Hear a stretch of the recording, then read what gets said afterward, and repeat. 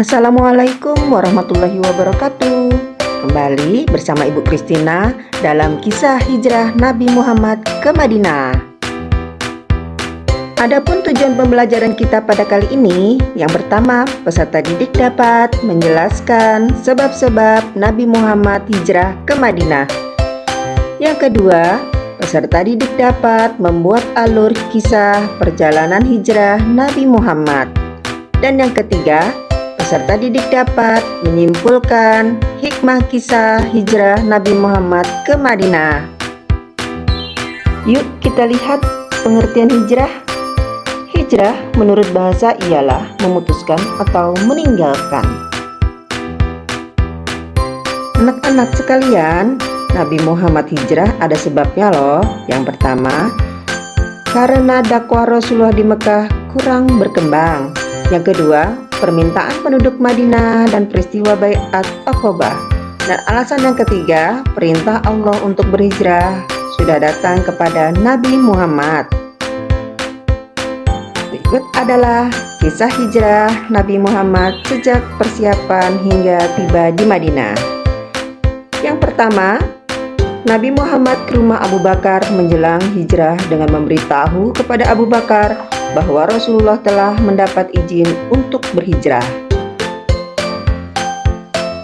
Kemudian Nabi Muhammad memberi perintah Ali bin Abi Thalib untuk menggantikan Rasulullah tidur di tempat tidur dengan selimut hijau khas Hadratul Maut. Dan keesokan harinya, kaum musyrikin terkejut bahwa orang yang mereka kira Nabi Muhammad adalah Ali bin Abi Thalib.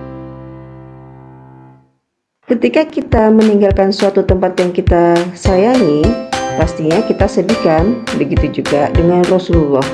Rasulullah menatap Ka'bah sebelum berangkat ke Madinah dengan penuh kasih dan berkata, "Demi Allah, sesungguhnya engkau adalah sebaik-baik bumi Allah dan yang paling Allah cintai. Jika aku tidak diperintahkan untuk keluar, aku tidak akan meninggalkanmu." Begitu kata Rasulullah. Rasulullah dan Abu Bakar memutuskan untuk menginap di Gua Sur. Sebelumnya, Abu Bakar memastikan keadaan aman sebelum Nabi Muhammad masuk ke Gua Sur itu untuk beristirahat. Adapun pemuda Quraisy yang dijanjikan hadiah besar jika berhasil menemukan Rasul, mereka sempat mendekati gua dan seorang pemuda berkata, "Kenapa kau tidak masuk ke dalam gua? Ada sarang laba-laba di tempat itu, juga ada 2 ekor burung dara hutan di lubang gua. Jadi, pastinya tidak ada orang di dalamnya." Walaupun di dalam situ ada Abu Bakar yang khawatir, tetapi Nabi Muhammad menenangkannya. Akhirnya pemuda Quraisy itu pun pergi.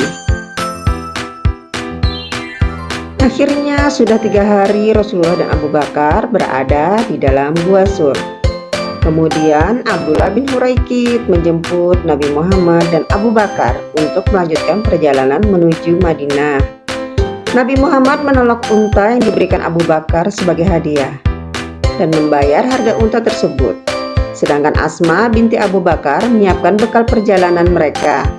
Ia memotong ikat pinggangnya menjadi 2 bagian. Yang satu bagian untuk ikat pinggangnya dan satu lagi untuk mengikat bekal. Oleh karena itu, Asma binti Abu Bakar diberi gelar Dat'an Nitokoin, yaitu pengguna 2 ikat pinggang. Adapun Surakoh yang awalnya berniat jahat tetapi akhirnya melindungi mereka.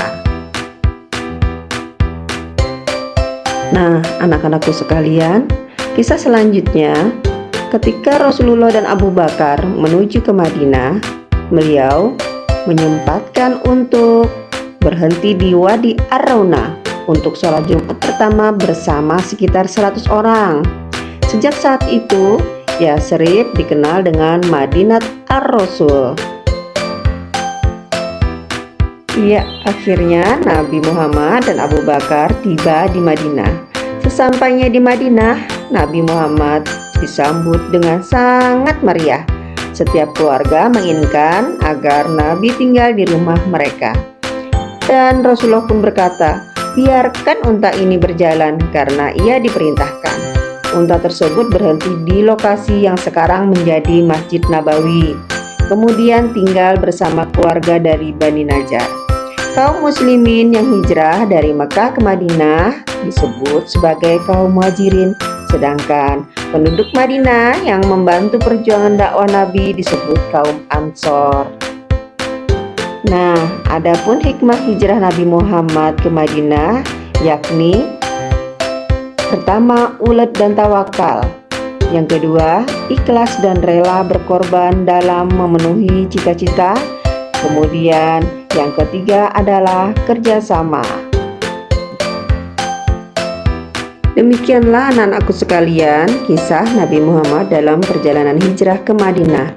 Sekiranya dengan kisah tersebut kita dapat mengambil hikmahnya. Ibu akhiri, wassalamualaikum warahmatullahi wabarakatuh.